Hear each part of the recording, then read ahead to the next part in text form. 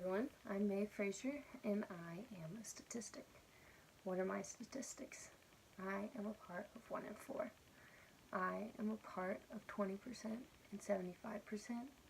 I'm a part of 35% and 64%. I am a part of 73% and I am a part of 3%. So I want to start by talking about the pink elephant in the room.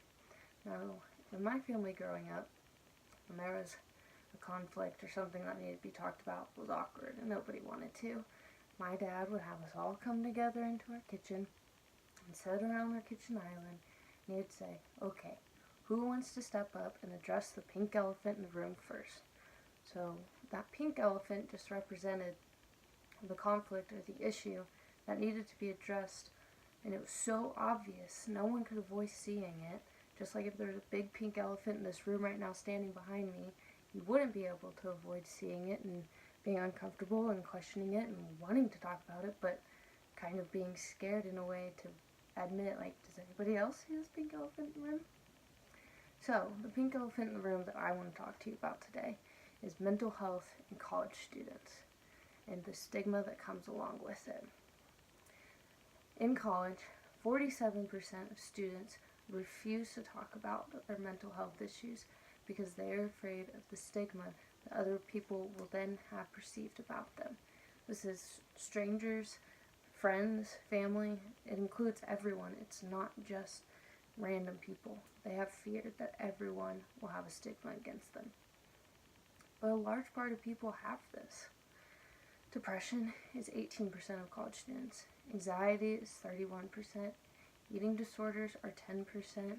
Bipolar, OCD, and PTSD all are 3%. Self-harm from these issues is 25%. Suicidal ideation is at 13%. So if these numbers are so strong, and these are only the students that have come forward and admitted that they have a mental health disorder after feeling comfortable enough to admit to it, and this is significant enough to be talked about. 39% of college students asked at random say that they do not believe that they have positive mental health. So that means that 63% of these college students do not believe that their mental health is positive. Over half of college students feel like they have an issue with their mental health. That is worth talking about. So, back to me and being a statistic. This is me being open and real and vulnerable because I do have fear of having stigma against me. I do have fear of being perceived differently because I admit that there's something different about me. I am one of 4 college students that will get diagnosed with a serious lifelong mental illness issue. I'm a part of the 20% that have symptoms show up between the age of 13 and 18. I'm part of the 75% that will get diagnosed with their lifelong illness by the age of 24, 22, so I got a little head start. I'm part of the 35% college students that are officially diagnosed. I'm part of the 64% that dropped, and some people come back. I did, but other people don't, but over half are so affected that they will end up dropping at some point. And 73% I've faced a crisis alone. I have great friends that have helped me, but there have been times where I was fearing stigma when I first got diagnosed and didn't reach out to any of my friends. And I'm part of the 3% that have bipolar disorder. So, why do we have this stigma? Why will we not talk about it? And I believe it simply comes down to fear. We can't cure it. We can manage it. We can put people on medications. We can send them to therapy. We can change their eating habits. We can tell them to exercise. We can help them find triggers and help them recognize those before it becomes an issue. But it's not like a common cold.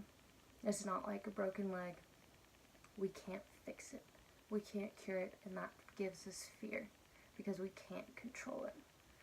So, we get a stigma. We perceive people as unfixable. We perceive them as different because of their different mental health from us. So how do we release this stigma? How do we do this? We get the conversations going. Simply talk about it. we don't talk about it, then it gets hidden in the dark. And if it stays in the dark, it stays scary. It stays foreign to us. Try to understand people that are dealing with it. They may seem like they have issues, and they do.